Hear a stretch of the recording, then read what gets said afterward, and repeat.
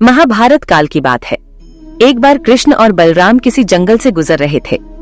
चलते चलते काफी समय बीत गया और अब सूरज भी लगभग डूबने वाला था। अंधेरे में आगे बढ़ना संभव नहीं था। इसलिए कृष्ण बोले, बलराम, हम ऐसा करते हैं कि अब सुबह होने तक यहीं ठहर जाते हैं। सुबह होते ही हम अपने मंजिल की ओर बढ़ चलेंगे। बलराम बोले, पर इस घने जंगल में हमें खतरा हो सकता है। यहाँ सोना उचित नहीं होगा, हमें जागकर ही रात बितानी होगी।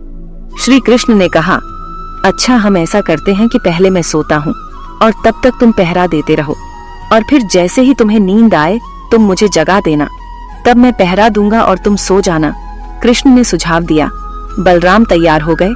कुछ ही पलों में कृष्ण गहरी नींद में चले गए और तभी बलराम को एक भयानक आकृति उनकी ओर आती दिखी। वो कोई राक्षस था। राक्षस उन्हें देखते ही जोर से चीखा और बलराम बुरी तरह डर गए। इस घटना का एक विचित्र असर हुआ। भय के कारण बलराम का आकार कुछ छोटा हो गया और राक्षस और विशाल हो गया। उसके बाद राक्षस एक बार और चीखा और पुनः बलराम डरकर कांप उठे। अब बलराम और भी सिकुड़ गए और राक्षस पहले से भी बड़ा हो गया। राक्षस धीरे धीरे बलराम की ओर बढ़ने लगा। बलराम पहले से ही भयभीत थे और उस विशालकाय राक्षस को अपनी ओर आता देख जोर से चीख पड़े। कृष्णा, और चीखते ही वहीं मूर्छित होकर गिर पड़े। बलराम की आवाज सुनकर कृष्ण उठे। बलराम को वहां देख उन्होंने सोचा कि बलराम पहरा देते देते थक गए और सोने से पहले उन्हें आवाज दे दी। अब कृष्ण पहरा देने लगे। कुछ देर बाद वही राक्षस उनके सामने आया और जोर से चीखा। कृष्ण जरा भी घबराए नहीं और बोले, बताओ, तुम इस तरह चीख क्यों रहे हो? क्या चाहिए तुम्हें? इस बार भी कुछ कृष्ण के साहस के कारण उनका आकार कुछ बढ़ गया और राक्षस का आकार कुछ घट गया। राक्षस को पहली बार कोई ऐसा मिला था जो उससे डर नहीं रहा था। घबराहट में वह दोबारा कृष्ण पर जोर से चीखा।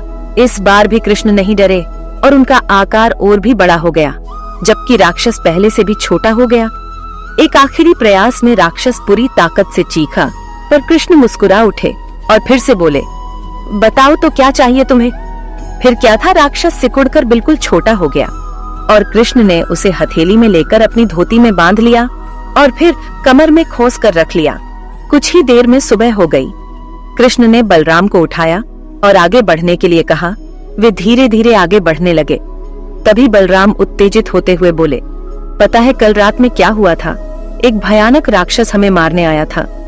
रुको रुको, बलराम को बीच में ही टोकते हुए कृष्ण ने अपनी धोती में बंधा राक्षस निकाला और बलराम को दिखाते हुए बोले, कहीं तुम इसकी बात तो नहीं कर रहे हो?